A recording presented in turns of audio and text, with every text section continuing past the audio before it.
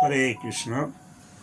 শ্রীমদ্ ভগবদ্গীতা যথাযথ অধ্যায় 13 শ্লোক নম্বর 3।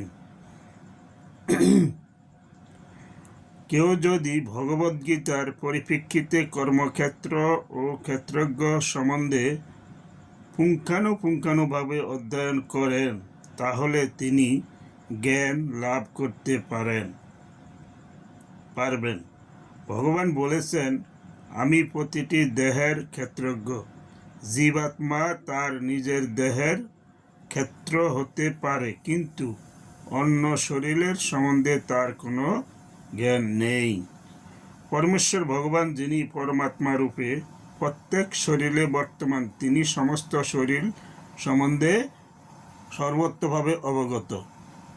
তিনি দেবতা, মানুষ, পশু, কীট পতঙ্গ, বৃক্ষ, লতা আদি সমস্ত প্রজাতির শরীর সম্বন্ধে সর্বত্রভাবে অবগত। কোনো নাগরিক যেমন